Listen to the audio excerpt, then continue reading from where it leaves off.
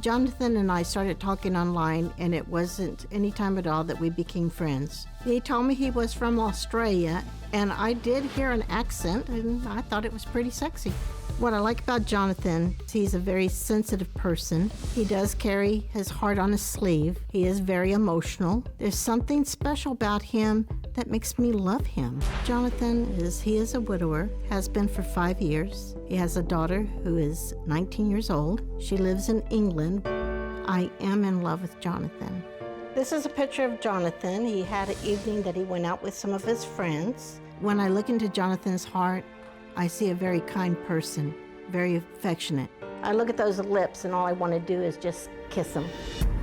After 16 months, I still haven't seen Jonathan face to face yet. Jonathan wasn't able to video chat with me because the telephones that he had purchased were cheap. Jonathan has lived in Miami for the last 5 years. He started his dream job about 11 months ago on a construction site. The problem with Jonathan is he is in debt from previous projects that he has conducted. Once Jonathan's debt is paid in full, he will acquire $10.3 million for earnings that he has done on previous jobs. He cannot leave the construction site until his debts are paid. He is being held hostage. I realize we're in the United States of America, but he is being held hostage. There is a guard at the gate that keeps him from leaving the premise. He lives out of his car. The situation is very grim for him, and he has been depressed. After knowing Jonathan for 2 weeks, I started sending him money. One day last year, he was at a job site and he decided to help out and end up almost severing his hand. I sent Jonathan $10,000 to purchase the machinery to repair his hand. This is one of my portfolios from one of the investment companies that I had. Today, it's zero. All the money in this account went to Jonathan.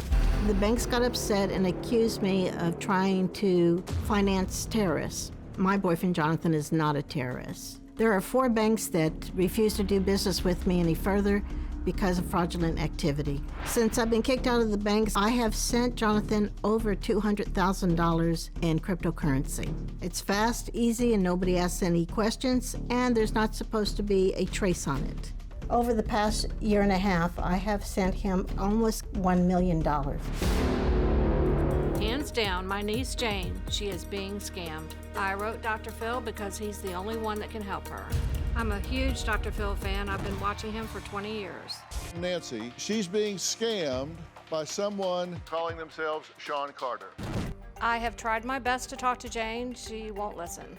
Everything Jonathan says about himself, he's just a classic scammer.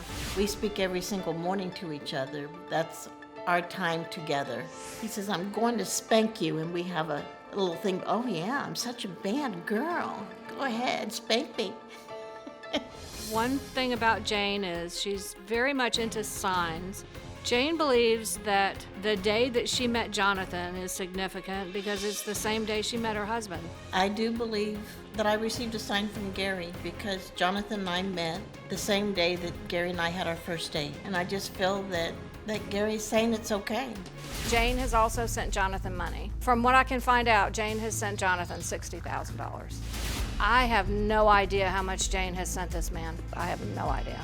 I really hope that Dr. Phil is able to give Jane a serious wake-up call. Get her to stop sending money to Jonathan because she's already lost $60,000 or more to this scammer, and that's a lot of money.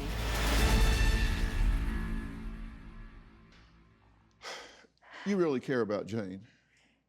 Absolutely. And you fear that she's being taken advantage of. Yes, sir. And you're concerned about her how? But more than just financially. Correct. I'm concerned about her emotional state also. Her heart being taken advantage of as well. Yeah. Do you have a story or a question for me? Click the link in the description and tell me what in the world is going on.